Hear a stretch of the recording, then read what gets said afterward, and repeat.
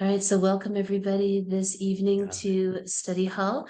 Our guest tonight is Adam Lehman, who's a friend of mine from the States, and Adam's been teaching Touch for Health and Applied Physiology for a long time, but is also the creator of the Holographic Touch for Health courses.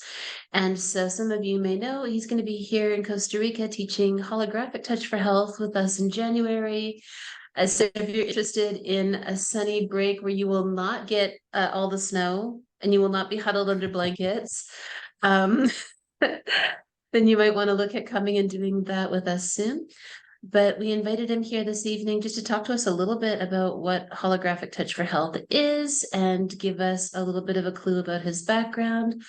And because this is study hall and not a proper conference or something like that, of course, you are welcome to ask questions, and we're going to keep it pretty light as we go. And then we'll also get him to answer questions and stuff for us at the end too. So thank you, Adam, and I will stop talking now and let you go ahead. Okay. Well, thanks, Alexis. I am really looking forward to that little January respite and coming to Costa Rica, where I've been wanting to come for a long time, and I've never actually made it down there. So that'll be fun. I always, my sister, I've traveled a lot. My sister hasn't traveled as much, and she's been to Costa Rica. And so, you know, she's been somewhere I haven't. I have to catch up on that. And now she's added Iceland to that. So it's just making it, you know, that much more. She's going to make me travel. Now there's Hannah. Hello. Well, thanks, guys. Thanks for joining me and Alexis tonight or this evening. I do have some slides, so, you know, it's informal, but, you know, slides are help. So if that's okay, I'll share my screen and do a little of that. But basically, yeah, well, so you said my background. Well, I've been doing kinesiology related stuff since the mid 1980s, I guess, when I was introduced to it while pursuing my own health issues. And I was introduced to something called clinical kinesiology, which was Alan Beardall's work.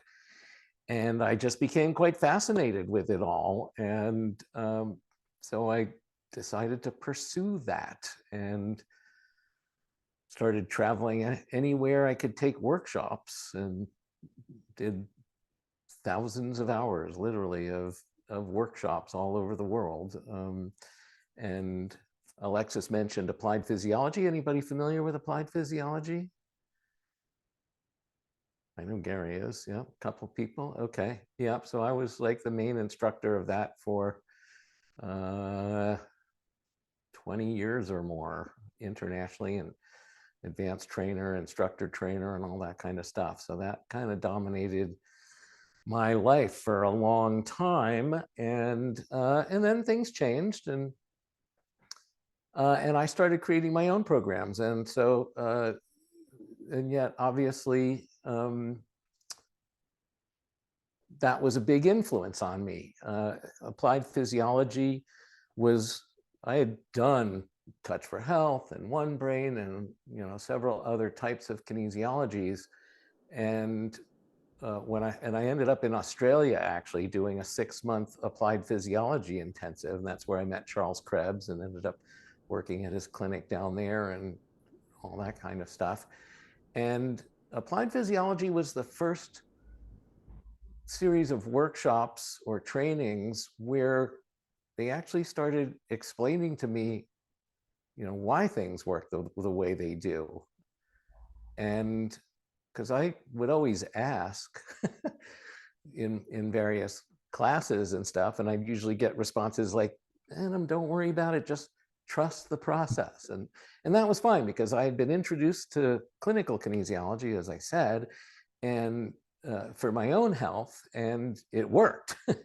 So I knew it all worked, but I have that kind of curious mind where I like to understand things and how they work. And it's when I did applied physiology that there was much more attention and focus paid to that.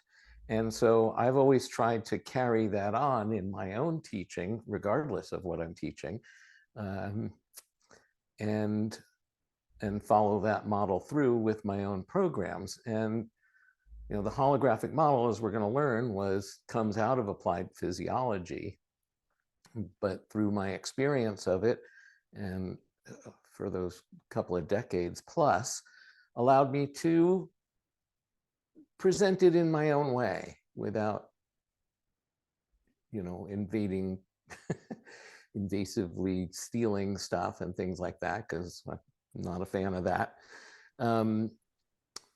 And make it a little more efficient and easier to learn, because in all the years that I was teaching applied physiology, that was the thing. I'd go to conferences and people would go, applied physiology, oh, that's hard. and it wasn't that hard, but there was a lot of detail to it. So now I have this program. It's actually called the Holographic Experience, and within that, the first class is Holographic Touch for Health 1, and then there's a second follow-up to that that's kind of Holographic Touch for Health 2, but also starts to incorporate other stuff. And so I call it Holographic Touch for Health Plus now. And after that, then things ramp up pretty quickly and get into all kinds of fun stuff. So let me share my screen. We'll do some slides and chat a little bit. And as Alexis said, I'm big on asking questions. It's part of my karma, since I drove my instructors absolutely nuts with my questions. So Oh, that's funny to hear you say that, because I say that in class all the time too. When people oh, really? apologize for their questions. Yeah. I'm like, no, yeah, it's karma. It's only fair. exactly. So the Holographic Explorer, a method, that's supposed to be a method, not plural, of enhancing your balancing using principles of science applied to the body. And Adam, yeah, sorry, I'm only seeing a yeah, blank screen. Is anybody seeing Adam's slides? No, we're all in the dark. No. Okay. really? So we're seeing a black screen. I'm not seeing you or your slides currently. Wow, okay. Because it says it's sharing. I see the screen. I see all of you. Now we Well, see you. okay. Well, there is a thing with Keynote where I have to come out of play. And now I go back to share screen. There it is. Hold shift to select multiple windows. Okay. Can you see that? Yes, we see it now. Okay. So I guess it's something just held it back from, and now I go into play, and now that should fill your screen. Do you still see that? No, it That's disappeared. dark. Go back to the way you had Really? it before without, yeah. The first one What? came up the first time too. It was when you hit the next button. So now we see it. Just keep it right there. It's fine. we see it. Okay. Well, this is like, my editing screen as opposed to my presentation screen. So usually what, I don't know, maybe a Zoom update. I just had a recent Zoom update, and maybe something didn't, because when I put this now into play presentation, that's where it goes black. But okay, we'll just work with it from here since we're informal and in study hall. So yeah, science, the purpose, one of the purposes of science and technology is to make things easier and more efficient. And so that's kind of been my goal in creating these series of workshops. And the holographic model itself is a science. And so that is meant to sort of accomplish the same thing. So I want to just say a little something about models, because models are really important, and they don't often get talked about. But they're important because they provide a framework for understanding. And models can be very general and overarching and cover a lot of ground, or they can be very specific, and they can complement each other, exist within each other, or they can clash with other models. And then sometimes models have to be replaced by newer models that have been proven to be more valid. You know, the classic example is Copernicus, who, you know, figured out that, you know, the Earth isn't the center of the universe, that everything revolves around, but that actually we revolve around the sun, and that's how our universe works. And models aren't always that easily accepted, because that took 200 years before people were really finally attached to that model. But even now we know that there's this whole multiverse aspect of things. And so while Copernicus's model is still correct, as far as, you know, that we revolve around the sun and all that, but it's now, we know it's just a smaller piece of this much more comprehensive model of a multiverse. And so his model is actually works within a larger model. And so that's an example of models that exist within other models. So in kinesiology, or muscle response feedback, and that's what MRF stands for, is muscle response feedback, we have two main models of how we do things. We have what I call the energy assessment model, and that's what essentially Touch for Health applied kinesiology is, where you have, you know, a muscle that relates to an organ. You have, you know, in just the basic Touch for Health 1, you have the 14 muscle model, and each muscle relates to an organ or a gland, although we now know that all organs are glands anyway. And so by checking all those different muscles, we get this like overall assessment of what's going on in the body. And then we can start to do some balancing. And then we have the indicator muscle model, which started as a more generalized way of talking to the body. And I actually refer to the indicator muscle as the voice of innate intelligence. And this is where we get into this actual communication directly with the body. But initially it was used to challenge things. It was more general, put some food on the body or in the mouth and see how the body responds to it with an indicator muscle. And unfortunately, the indicator muscle model, as kinesiology grew, and now you have like hundreds of different modalities, the indicator muscle became much more the predominant model. And a lot of people strictly use an indicator muscle, and the energy assessment model, particularly for those people who came into this through means other than Touch for Health, that's all they know is the indicator muscle. And so they don't use that energy assessment model. And we're going to come back to that in a little bit to see why that's, how we can change that. Ione is with us. Yay. Okay. So then we come to the holographic model. And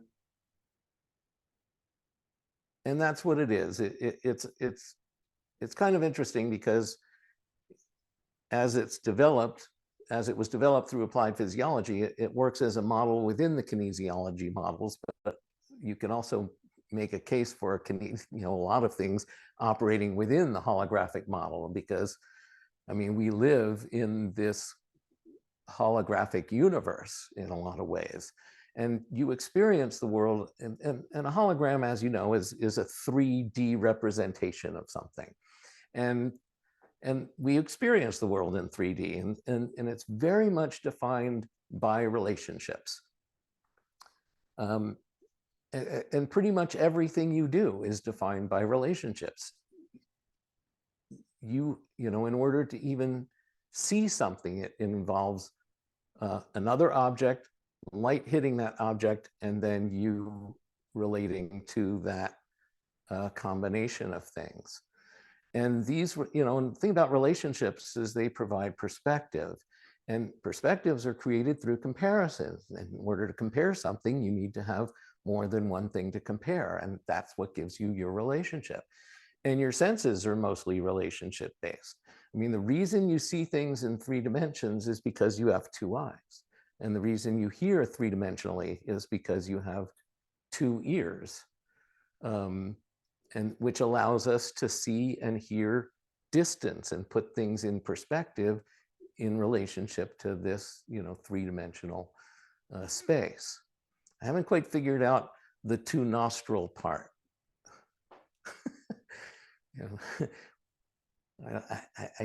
I don't know that I smell in 3 dimensions, but I could be wrong. Nevertheless, so you get the point, is that the senses are very much relationship based. And so I'd like to do something. I'm going to show you a slide. This is an incredibly profound slide. Might be the most profound slide you've ever seen in any presentation ever, anywhere. Are you ready? Are you ready? Okay, here it comes. Whoa. You see what I mean? Nevertheless, so what I want you to do is sit back away from your screen a little bit so that you have some distance. And what you're going to do is you're going to put your hands together. If you can see, do you have part of your screen with me on it that you can see me? So you're going to overlap them and create a little triangle like that. And then going back from your screen a little bit, you're going to look at the dot through this triangle. And while you do that, now I want you to close one eye without moving your head. Just close one eye. Okay, I'm going to unshare my screen so I can see you for a second. Okay, how many of you could still see the dot?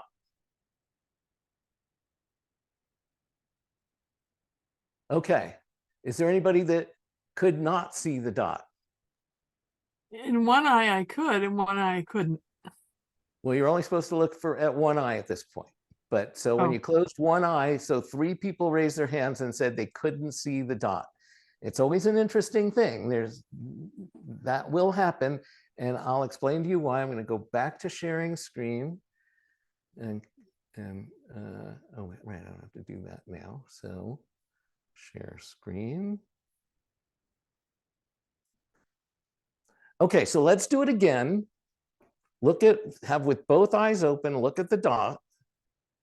And now close the other eye that you didn't close before.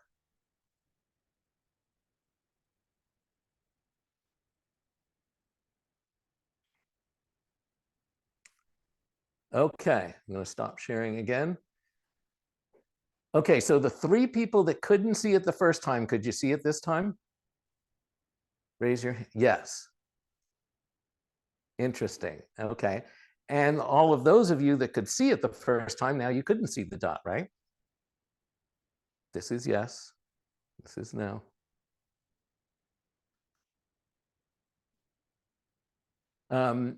Okay, well, the reason for that is because when you're looking at something that you believe you're focusing on, you're only really looking at it with one eye. And the other eye is looking off to the side. And that offset is what gets sent to your brain, which your brain translates, and that's what allows you to see in 3 dimensions. It's like when you go to a 3D movie and you have to put the glasses on. Have you ever taken the glasses off and looked at the movie without the glasses? And everything's kind of like offset, right? You have this like sort of blurry image and the colors are weird and stuff like that. It's exactly the same thing that's happening. Everything is like a little offset, and then it has to be reassembled. And in that reassembly, which is what the glasses are doing for you, it gives you the depth and the 3-dimensional aspect of things. And so that's what's happening. And, that's kind of how holograms work. So I'll go back to my screen. And so I'm not going to go deep into this, but holograms produce three-dimensional images in this exact way. The laser has a beam, it splits that beam into two. One goes to the thing that you're creating the hologram of, the other just goes right to the film. And then they collide, and that creates something called an interference pattern, which is like what happens when you throw a bunch of pebbles into a still pond and you get all the circles going out from each pebble. When they start colliding with each other, that's called an interference pattern. And there's a lot of very interesting characteristics to this. So obviously you've got a three-dimensional image. You know, if I have a picture of my parents and I cut it in half, now I have mom on one side and dad on the other. If I cut it across the other way, now it's four things, and the more I cut it, the less I can even see what it is. And if I take the original picture and I turn it around and look at the back, you know, I see Kodak. But if you have a three-dimensional hologram, you can actually walk around, see the whole thing, look from the top, get all these different perspectives. And it's a huge amount more data that you're seeing when you do that. But the other interesting thing about a holographic image is if you take the plate and split it in half and cut it up into, you know, smaller pieces and then shine the laser on it to bring up the hologram, you still get the whole image, even though you're now looking at just one piece of the plate. And so what does that tell us? That means that every piece of the holographic plate still contains the whole. So it's, you know, it's kind of like DNA. You know, you can go to any cell and into the DNA and you can create an entire new being out of one strand of DNA. And so, you know, we are holographic in nature in terms of that. So it's all pretty, you know, fascinating stuff. If it's something, you know, you want to dive deeper in, and obviously I'm just kind of skimming the surface on all of this. The Holographic Universe is a classic book. The first third of that book is the easiest to understand explanation of quantum physics I've ever seen. And the interesting thing is, before this book, Michael Talbot was a filmmaker of B movies, science fiction stuff. And then Richard Gerber, Vibrational Medicine, that's a classic in the field and should be in everybody's library as well. That goes into it, so it's definitely a harder read, but the Holographic Universe, you know, really fun and easy to read aspect. And they go into the theories of David Bohm and Carl Pribram. Pribram is he still alive? He might have just died recently, I'm not sure, but he has contributed so much to the work that we do without most people even knowing who he is or having any clue of that. He also worked closely with HeartMath and was involved in a lot of their research over the years and things like that. Richard Utt, always have to, like, you know, pay a little homage to Richard. He is the originator of applied physiology and this holographic model of energy kinesiology that he figured out and then expanded and grew on from there. So what does this do for us? You know, we live in a three-dimensional world, and what we're doing is, a lot of the time, is we're still balancing two-dimensionally. We're not taking into account this full three-dimensional aspect of things. And what Richard figured out, you know, there was even something called holographic kinesiology at one point, but what it really was just it was another type of kinesiology. But the holographic part was just acknowledging that we live in a holographic universe and that basically everything we do is in this context of a three-dimensional world that we live in. Whereas what Richard did was actually consciously utilize the hologram in assessing the body as well as balancing the body. And there's a lot of advantages to doing that. So it provides a massive amount more information and insight to the underlying issue. You know, to just create a holographic picture takes an enormous amount of data, which is why we still don't even have holographic movies yet, because it's too much data and we don't have the technology to play it back at a speed that allows it to look like continuous motion, just like photography leading into movies to begin with. It's also very efficient because it directs healing energy more specifically to where the imbalances are, but at the same time, because every piece of the hologram contains the whole, it still addresses the whole. And so you get, pretty amazing results as a result of that. And as far as the information part, let me give you an example of that. So let's say if we're going by the Touch for Health model, if you check pectoralis major clavicular and it unlocks, and so there's something related to stomach energy. And so if you were going to use neurolymphatics, you would rub the neurolymphatic for the stomach. But what does it mean? I mean, the stomach is a complex organ. The meridian that's related to it has 45 points. That's a lot of points. There's a lot involved there. So when you're rubbing this neurolymphatic, where's that energy going? You're kind of trusting that the body is going to send it to where it needs it, but there's a lot of ways that that energy can get dispersed along the way, going to any number of different places. And you really don't have much information about what the problem might be. The stomach has, a complex anatomy and physiology associated with it, and who knows, it could be anything. So in the holographic model of kinesiology, and what we do in holographic touch for health to begin with, is we're always looking at relationships, because that's what it comes down to. So we're always going to look at two meridians and how they relate to each other.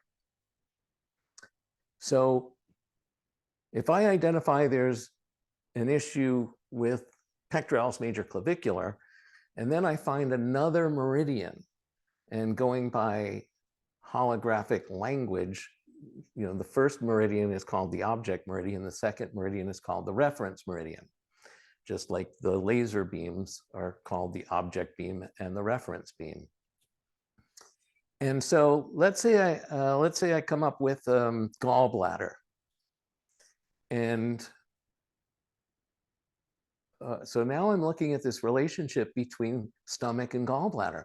Right off the bat, that gives me an enormous amount more information to work with as to what might be going on as an underlying issue with this person. And so if I just think of that physiologically, and if Alexis was telling me that sometimes study halls turn into anatomy and physiology things, and I know she does a whole anatomy and physiology thing, which is awesome, because that's, when I did applied physiology, we had a full anatomy physiology training within that, and it makes a huge difference to have that. So here's the thing. So stomach and gallbladder, if I'm looking at that physiologically, okay, I know the stomach produces hydrochloric acid, and at least it's supposed to.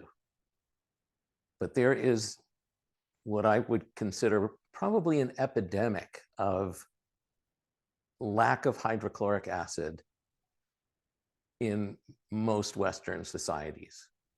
And it's just not even discussed at all. And so what happens is, with the proper amount of hydrochloric acid, you eat your food, it goes down into the stomach, mixes with the hydrochloric acid. Hydrochloric acid starts to break it down, particularly the proteins, because those are the hardest to break down. And that forms something called chyme. And the chyme then, when the stomach decides it's ready, it opens up a valve and starts releasing it down into the first section of the small intestine, the duodenum.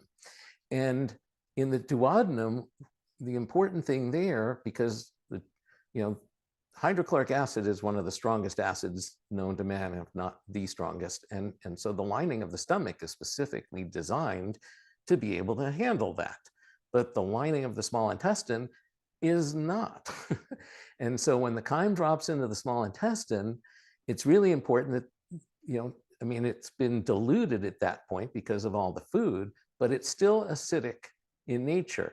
And so that acidity sets off the release of a hormone, cholecystokinin, also known as CCK, and that sends messages around to various places. One thing is it inspires the release of secretin, which is simply just a alkalizing watery fluid, so that it immediately starts alkalizing that so that you don't burn the walls of your small intestine. And then the CCK goes to the pancreas and tells it to release enzymes, and it goes to the gallbladder and tells the gallbladder to go whoosh and forcibly extract bile into the small intestine to help with fat digestion. Bile is an emulsifier of fat, so it starts taking the bigger fat globules and coating them, and so they start breaking down into smaller bits so that they can get in through the lining of the small intestine and start going through the very complex process of fat digestion. And so with that awareness, I can take that awareness of stomach and gallbladder and consider that, okay, if this person doesn't have enough hydrochloric acid, then the CCK isn't being released, the enzymes aren't happening, the things aren't getting alkalized properly, and the bile is not being released. So maybe this person has an issue with fat digestion. Now that's just going on in my head, but I can take that information and feed it back to them as a question. So, how do you feel after you eat French fries? And then I can get a response from that. Oh, I can't eat French fries. They just make me sick instantly, or something to that effect. And I don't handle fatty foods. I can't eat fried foods or things like that. Or I do eat fried foods, but then I have to take, Tums or Prilosec or something like that. And that's a whole nother story, which is actually not a good story. But but that's a lot more information than if you're just dealing with stomach. Now the person might say, oh, I have no problem with fatty foods or anything like that. And so you might consider something else, like maybe it's an emotional thing. And then I might have them, you look at the 5 element emotions for stomach, and you have part of the earth element. So you have sympathy and empathy. And that's a thing by itself. But the gallbladder is in the wood element, and that has to do with anger and rage. And so I might ask the person to look at that relationship of sympathy to anger, and what does that mean to you?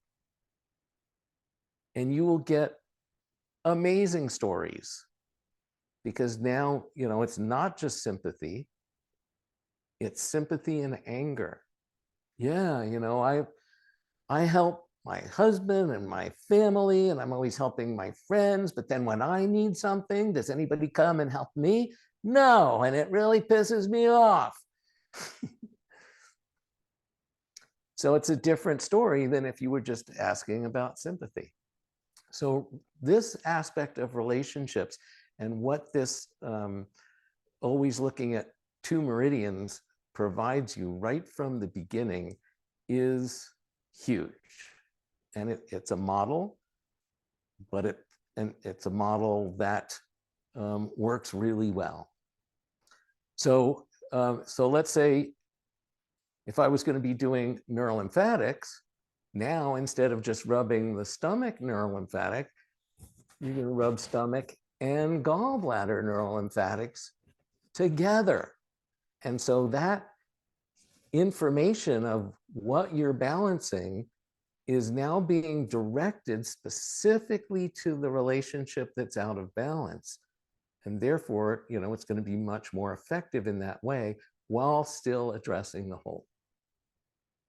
And that, in a nutshell, is what the holographic model of kinesiology is all about.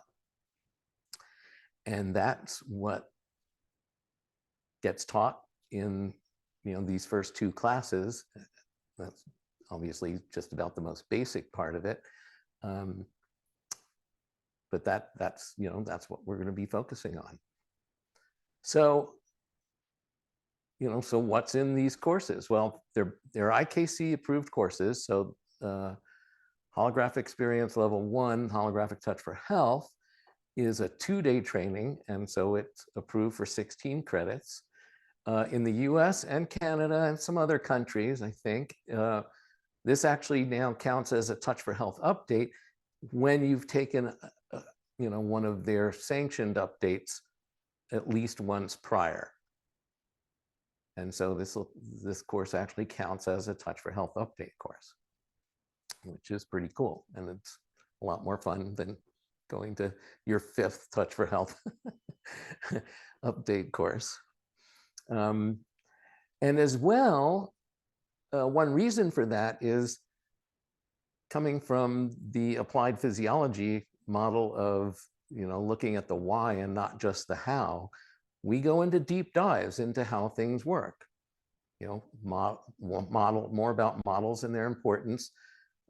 Muscle monitoring specifics. It's actually one of the more popular parts of the course. That surprised me a little bit, but in the first demo, when I'm going through a muscle assessment, I go deep into more specifics about precision muscle monitoring. We go into a deep dive in spindle cells. Some of you may have already seen me do that at conferences or webinars or whatever else like that, but we go right into spindle cells with a full understanding, not only of how spindle cells work, but also what that means in terms of your actual muscle monitoring skills. We go into the background of circuit retaining mode, otherwise known as pause lock, and where that came from. Acupressure, actually acupressure is the one thing that gets changed quite a bit. Well, I do go into some explanation if people are still not sure of things, of how the Touch for Health acupressure holding points work. But acupressure holding points, which here in the West are commonly known as command points, are actually already holographic in nature, because that's the definition of a command point. And so when you're using a command point, you're already looking at a relationship. And so as a result of that, we actually do it a little differently, and it fits right into the model. And it's actually much more expansive in how it gets used as a result of that. And we look at how holograms are created and more about the model and all of that. So there's emphasis on the why and not just the how. And it's important because the more you understand why things work, the more effective you're going to be as a practitioner, bottom line. And one reason for that, and a word that gets thrown around a lot incorrectly, is intention. But intention, when used properly, is a means of focusing your, everything you know about something into what you're doing at that moment. And you're creating a huge amount more energy with that focus of intention, of what you're trying to accomplish, based on, that's enhanced by the things you know. And so the more you know, the more powerful your intention is going to be, the better results you're going to get.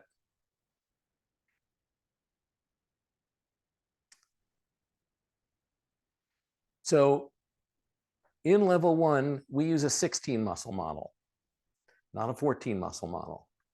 That's because there are 2 meridians that have more than one muscle associated with them, because they have more than one organ or gland associated with them. So spleen has spleen and pancreas, and we don't want to leave either of those out. So we immediately bring in a muscle for spleen to go along with the pancreas and cover that.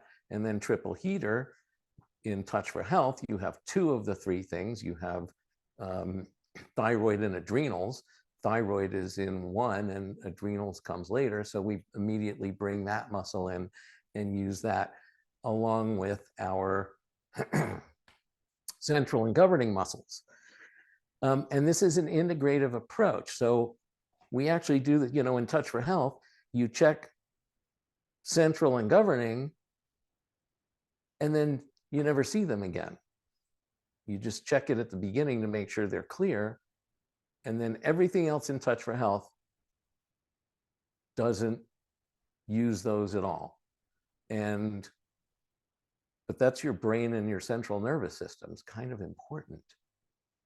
So we actually integrate that in so that those can show as part of the imbalances at any time. Obviously, you get a comprehensive procedure with assessment, balance, and reassessment, and how and why to apply the holographic model, which is all about relationships. And so in the end, what we're doing, though, is we're taking everything you know about Touch for Health, or not everything, but certainly starting with Touch for Health 1 and 2, and now incorporating everything from there holographically. So you learn neurolymphatics, neurovasculars, all of that stuff, but how to do it holographically. And I've already given you a little hint on the basic of how that happens. And then in level 2, this is a 3-day training, and it's approved for 24 credits. And it builds and expands upon what we did in level 1 with new assessments and procedures based on Touch for Health balances. But then we also focus on the emotions with holographic 5-element emotions, of which you just had a little hint of how that works. But we go much more in depth with that, with ways of, how to do processing, and a pretty killer processing technique, actually. And it includes a half-day of heart math training, which I think is an essential component for all practitioners. And heart math, I can't see all of you. I'm going to stop my share for a second. How many of you have heard of heart math? Okay. Have any of you ever done any heart math? Okay, a couple of you. So yeah, heart math is like this with the work that we do. And it's so important as a practitioner self-help method, as well as things you can start to incorporate when working with clients. And so the basic heart math training is a day. We do a half day as on the second day of level 2. And it's awesome stuff. And then we look at how we can use that both for ourselves and for others. Why does my hand keep raising? Okay, and just briefly back to here. So yeah, so a half-day heart math training, which is, almost equivalent to the cost of the course in itself. And then we jump into chakras, which of course isn't in Touch for Health at all. So that's why this is Touch for Health, plus. So we spend a day on chakras with the background, the philosophy, and all that kind of stuff, as well as several balancing techniques for the chakras, one of which is my own technique that I developed a long, long time ago and never got to teach anywhere. So now I get to teach my own stuff, which is really fun. And then I'm going to throw in a bonus for people. This is actually supposed to, and I forgot to change this. Well, I guess we'll just leave it how it is. So if you sign up for both courses by November 30th, then I'm still in production with a virtual training called Understanding Muscle Response Feedback. which is much more about concepts and underlying philosophies and things like that. Things that just don't get taught in workshops. Because in workshops, you know, you've got a limited time, you got to get through all this stuff. It's more about how to do this, how to do that, and everything else. And a lot of the underlying, the models and understandings, philosophies and things like that, are, you know, are at best implied and very rarely really taught. And this is what this course is all about. And so I'm gonna, you know, if you sign up for these courses, I'll just throw that in and make that available to you when it's available, which hopefully will be before the end of the year. So before we even do this in Costa Rica. So that's a little bonus. And then there's a level 3, and there's going to be more, but there's also going to be an instructor training. If you're a Touch for Health instructor, then you can immediately after doing level 1, if you do level 1 and 2 together for sure, you can start teaching Holographic Touch for Health 1.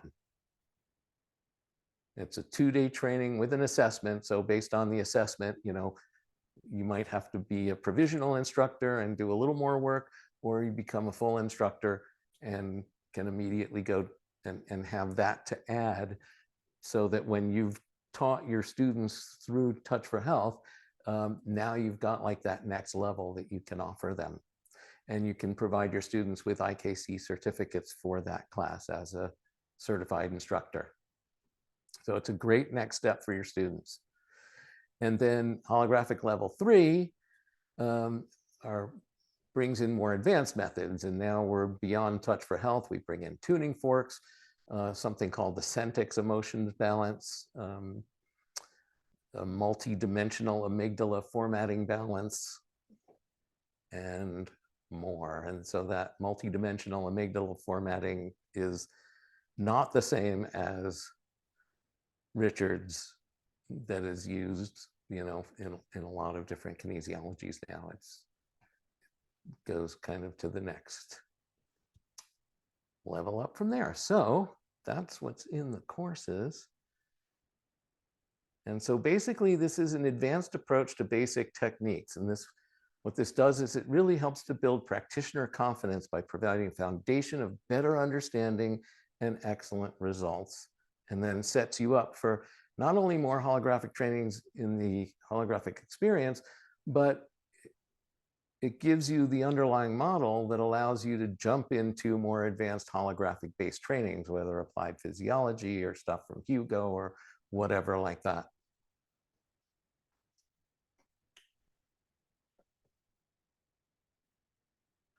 Okay, that's pretty much what I was going to show you and share. So I'm going to stop my share.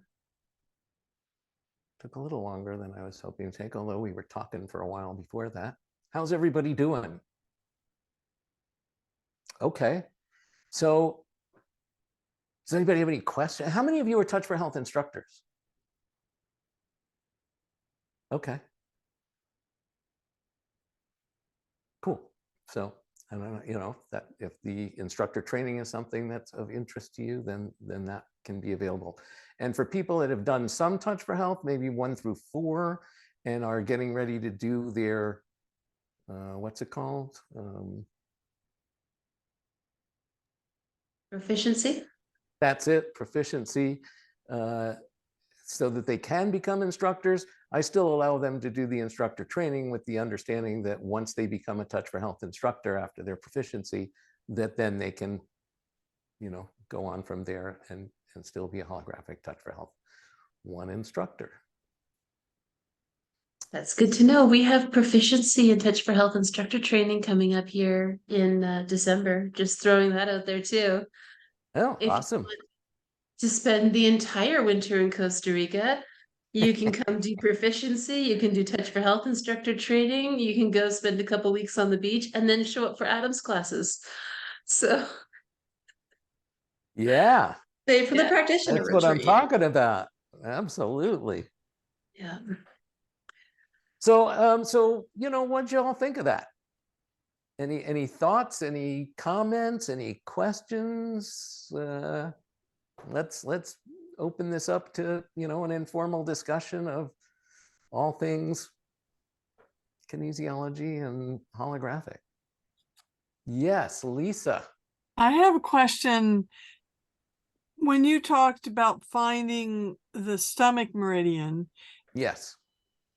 then I don't know if I missed it or not, but the jump to the gallbladder meridian, how did you bring that in?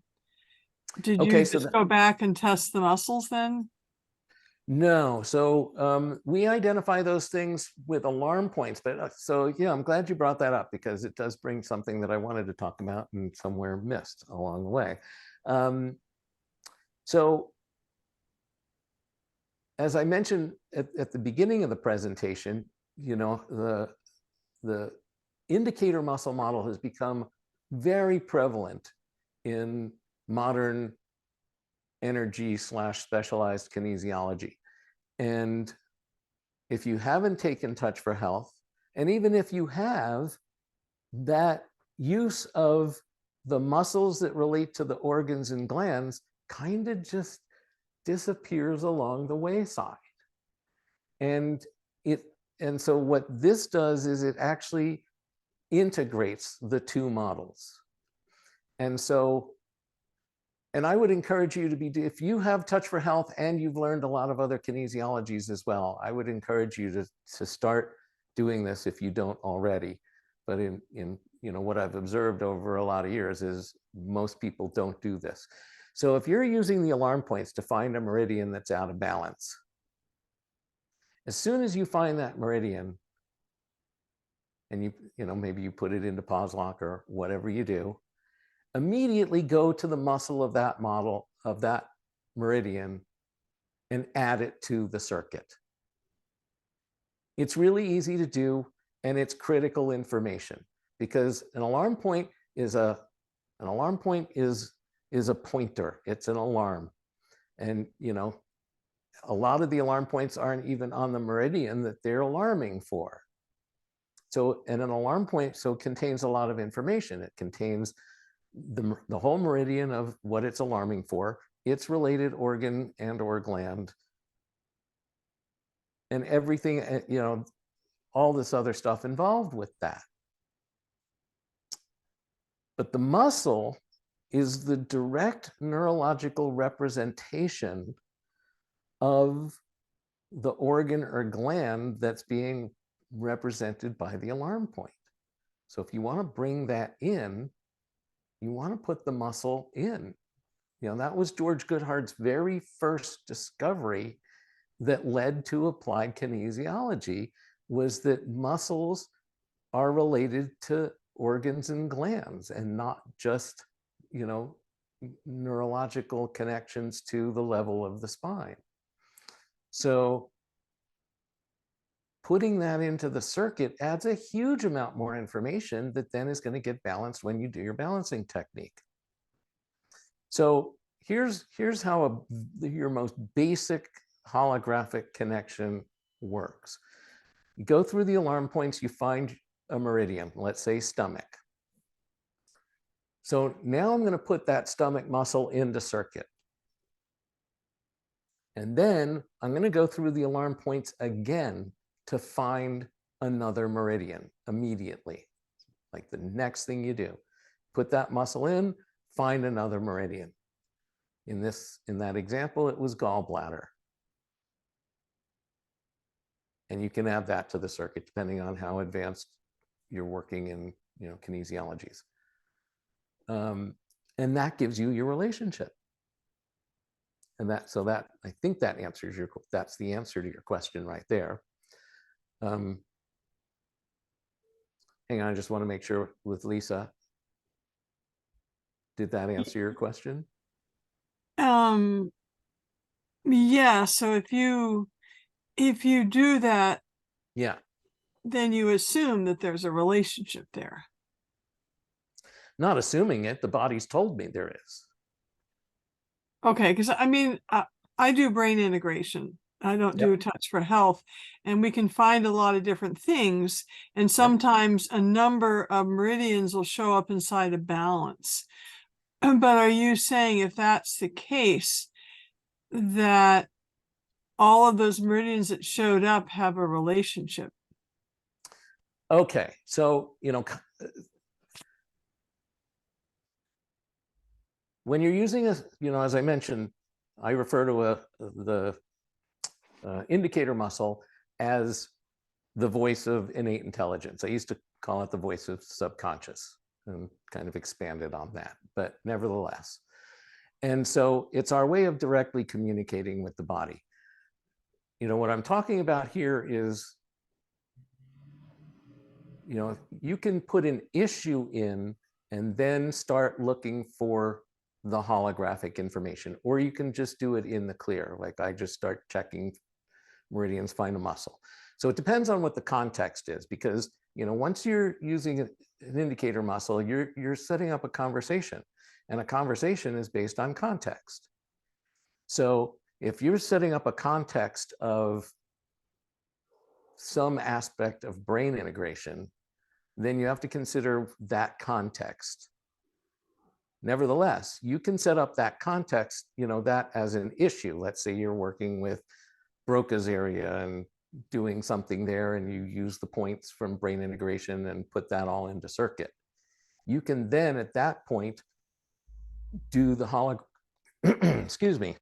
do the holographic setup and find 2 meridians, but your context is different. So you just have to consider the context of that, of what you're working with related to the 2 meridians that show up.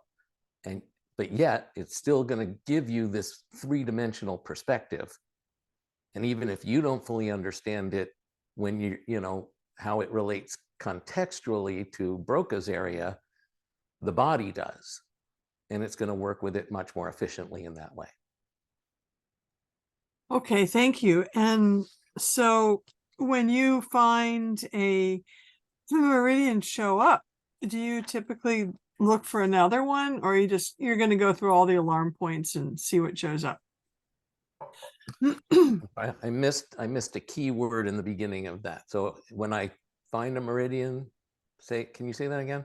Yeah, when I find a meridian, whether I'm just starting at the top or inside something, I know there's a lot of times that we go through all the alarm points, but there's sometimes I do scan sheets and so on, and it's like, okay, liver meridian shows up. If that was the case, would you typically go and say, hey, I've got one meridian, let me check and see if there is another one connected, there's a relationship? Yes. Most of the time you're going to find there is? Yes. Okay, interesting. Okay, thank you. But it does depend on context. And then, particularly if you are using scan sheets and coming up with liver, I'd much prefer that you were doing it with alarm points. It's always more direct to get information, from the body in that way. Have you taken Touch for Health? Any Touch for Health? No, I haven't. But if I find a liver meridian, I would put the alarm point in. If I scan a sheet and says liver meridian, I would then put the alarm point. So what I'm going to encourage you to consider is taking at least Touch for Health 1 and learning those muscles so that when a liver meridian shows up, you can actually put the liver meridian muscle into the circuit. It is critical. It's incredibly valuable information that the body, it's way more specific. And so the body's gonna, that's gonna help things. Okay, thank you. Sure. John. Yeah, I wanted to clarify, this is fascinating. When you're, say, got a PMC that's weak, yeah, and then you would put that, say, in circuit or pause lock and have a weak muscle, then check the alarm points, and let's say gallbladder makes it go strong, then that's the PMC. I'm not using at that point. PMC is in, but I'm not using it as an indicator muscle. I go back to my indicator muscle. I find gallbladder. As the as the second meridian, you don't put the gallbladder muscle in. It all relates. It's, stomach is your object meridian. And so that's what now everything relates to that. And so that second meridian gallbladder relates to stomach. You can add that to the circuit, and now everything you do is going to be based on that specific relationship. So just to clarify, but you're testing, say for your example, a weak PMC, right? Yeah. You put that in pause lock, and then you could use any muscle. Yes. Then say you got you check the alarm points, and in your example, gallbladder now goes strong to show there's a relationship. Is that correct? Has it changed? Well, that gets into, a little more complicated thing, but so, all right, PMC unlocks, you put it into circuit. Yeah. Now that should unlock your indicator muscle. Correct. So if you go directly to your alarm points, then yes, the next alarm point should lock your indicator. That's in a relationship with it. Yes. Okay. And it gives you that alternate response. So then it's gallbladder. Yeah. In example. Yeah. Then where do you go from there? Now that. Well, okay, then you can put that into circuit as well. Okay. And now anything you do, well, and so in Holographic Touch for Health 1, we essentially follow a basic 14 muscle balancing scenario. So you start with neurolymphatics and then go to neurovasculars, you challenge, you do your challenges, but now you're doing them simultaneously. And there's some rules, about how to do that. But basically you're activating both neurolymphatics at the same time or both neurovasculars at the same time. And the way I think of it is like you're finding all these things that are out, bringing it into the biocomputer screen, like setting up pins in a bowling alley. And then when you do the corrections, you get a more powerful correction because you're fixing everything that came up, correct? Right, because instead of just sending neurolymphatic energy to the stomach and all that it means and letting the body kind of sort out where it needs it, and it could be multiple places even. When you have that specific relationship that you're addressing, now you're rubbing both neurolymphatics, you're sending that energy specifically to that relationship with all that relationship means, whether it's physiological or emotional or whatever. Mm-hmm. And at the same time, because it's a holographic model, you're also still addressing the whole, because every piece of a hologram contains the whole. Mm-hmm. And so very often, one correction, all your other, anything you've done assessments prior to that about, all kind of just go away. I love it. Like, if you, what we do is we actually assess all 16 muscles before we do any balancing. And then you find your relationship and you do a balance for a specific relationship. And sometimes what comes up as your object reference meridian might not even be related to what showed in your assessment. So it's kind of going underneath all of that, and you balance that, and then you go back and all your muscles are clear. Got it. It can be pretty dramatic. Fantastic. Yeah. Cool.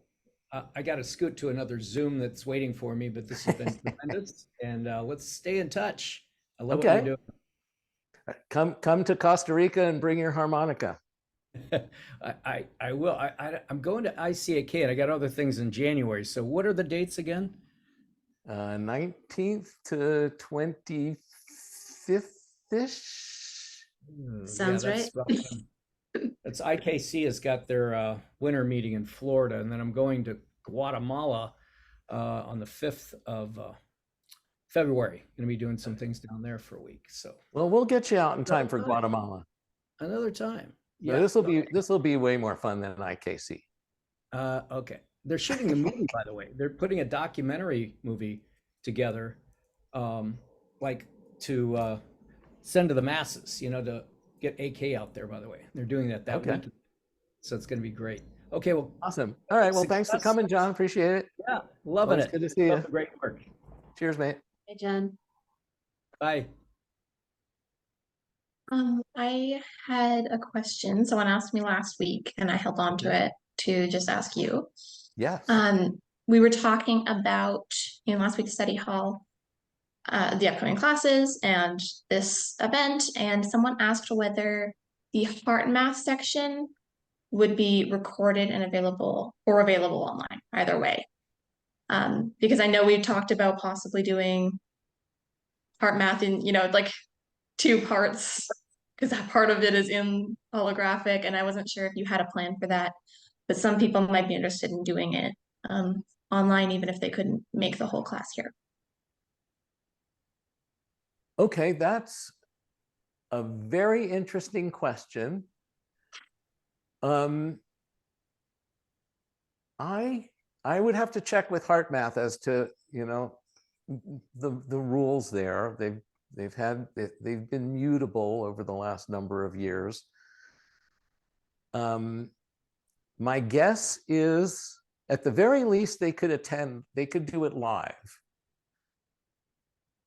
I'm not sure about the recorded part, but I will try and find out from them. And then, yeah, just to say, as far as, what you were talking about with that. So the first half of heart math is, and by the way, I just recertified. They've completely updated and fairly radically changed the course, and I just recertified in doing that. So it could be like one of the first times I'd be doing the new version of the coherent, what is now called the coherence advantage. It used to be called the resilience advantage.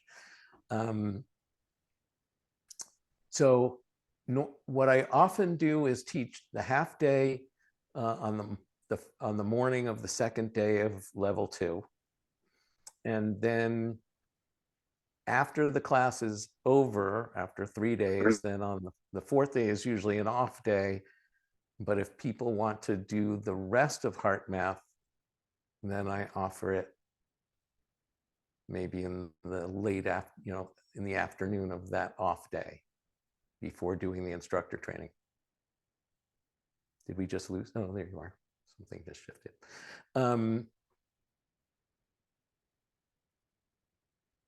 Yeah. And on the morning of day 2, when I teach the first half, that, is also technically open to the public. Anybody else that wants to come in and join that can do so. I'm just not sure about the video part.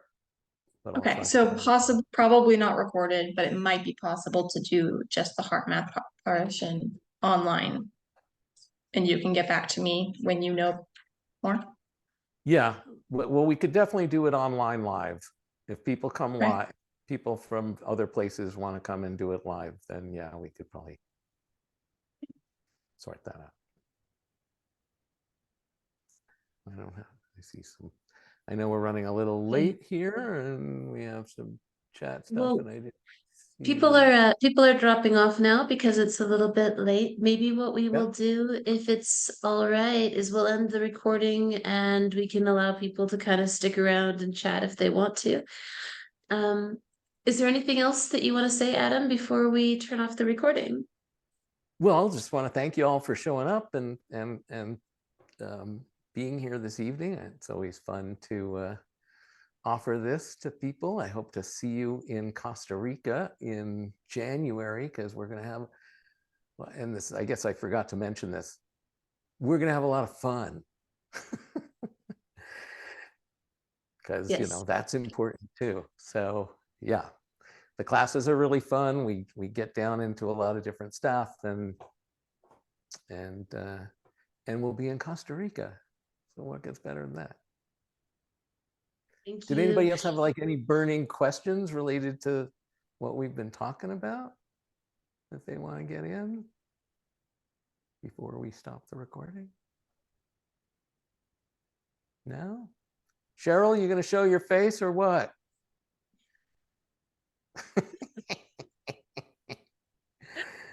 Okay, Yeah. thank you all so right. much, Adam. Yeah. And not today, it says You in the can edit chat. that Okay. out, I suppose. Thank you so much for chatting with us tonight. It's been a pleasure.